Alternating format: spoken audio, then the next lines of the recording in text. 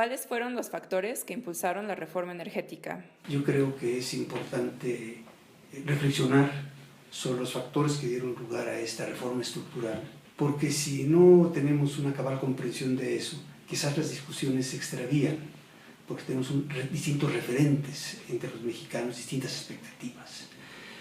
Yo creo que una primera cuestión que habría que abordar es que este sistema energético que tienen nuestras actuales generaciones se estructuró en el país desde hace más de 3 décadas. Si lo que ha ido es transitando con cierta inercia ese sistema energético durante más de 3 décadas. El país explotó, por decirlo de alguna manera, desde el punto de vista energético en los años 70, en los años 80, principios de los 80.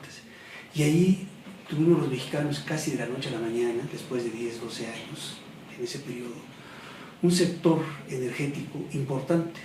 Aportábamos el 5% más o menos de la producción mundial de petróleo, de cifras que eran mucho menores, aunque en algún momento llegaron a ser importantes. Entonces de repente nacimos como un país, como una potencia petrolera. Y lo que ha pasado desde entonces es que esa potencia petrolera, ese petróleo que teníamos acumulado desde entonces, nos lo hemos ido comiendo paulatinamente durante más de 3 décadas. Y no hemos hecho nada para ir reponiendo ese petróleo que hemos ido comiendo o para sustituir actividades que permitan compensar la digestión de ese petróleo que nos hemos comido durante 30 años. Doy, por ejemplo, cito una cifra que yo creo que es muy elocuente. En 82-83, las reservas de hidrocarburos totales de este país, de todo tipo, se estimaban en 72.000 millones de barriles de petróleo crudo equivalente. Actualmente, las reservas, incluyendo las probadas, las posibles, las probables, son más o menos la mitad, 35.000 millones de barriles. Es decir, durante 30 y tantos años nos comimos la mitad de las reservas que había en esa época, no las repusimos a suficiente ritmo, ni fuimos capaces de sustituir actividades que reemplazaran ese petróleo.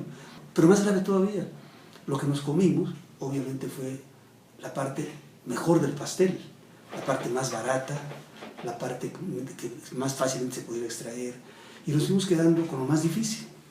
Entonces no solamente es un problema impresionante de cifras, sino que además es un problema de calidad y de costos.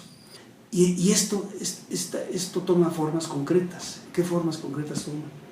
Importaciones crecientes de hidrocarburos, dificultad para mantener la plataforma de exportación, dificultad para poder seguir suministrando al sector público. Por primera vez en 2015, desde hace más de 30 años, el saldo comercial petrolero se volvió negativo. Si durante más de 30 años siempre fuimos superavitarios, nuestras exportaciones petroleras de todo tipo superaron a nuestras importaciones petroleras de todo tipo, petróleo, gas natural, petroquímicos, petrolíferos, etc. Y por primera vez en el primer semestre de 2015, esta cifra se volvió negativa, de más de 2.000 millones de dólares. Es decir, dejamos de ser un país, una potencia petrolera. Nuestra producción actualmente debe ser como el 2% de la producción mundial. Dejamos de ser una potencia petrolera, dejamos de exportar petróleo y empezamos a importar productos procesados porque no fuimos capaces de restituir nuestra capacidad productiva y de ampliarla. Eso es por lo que hace el sector externo. Por lo que hace el sector público, con la baja de precios del petróleo, pero incluso sin la baja, cada vez hay más dificultad para mantener los ingresos que el sector petrolero le da al Estado. Entonces siempre esta cifra se había mantenido entre el 30 y el 40% de los ingresos del sector público. Ahorita andamos en menos de 20%. Es decir, de repente el sector petrolero, desde hace años, no es un problema de 2015, en los últimos años, es una tendencia, es un proceso que llevamos ya varias décadas, de repente dejó de funcionar como funcionaba antes. Pero además con realidades muy crudas. Por ejemplo, desde el 98, Petróleos Mexicanos está pagando por derechos y otros impuestos y otros recursos fiscales del fisco, más de su utilidad. Entonces es una situación realmente fuera de contexto racional, ¿no? Es decir, de una manera acumulada, con excepción de 2 años, por cierto, años electorales 2006 y 2012, desde el 98, siempre Petróleos Mexicanos ha estado pagando más impuestos y derechos al fisco de lo que tiene como utilidades. Pues el resultado es obvio. Tenemos una empresa productiva del Estado ahora que está, no podemos llamar en quiebra, sencillamente sus números son apabullantes. Sus pasivos superan en 30-40% sus activos.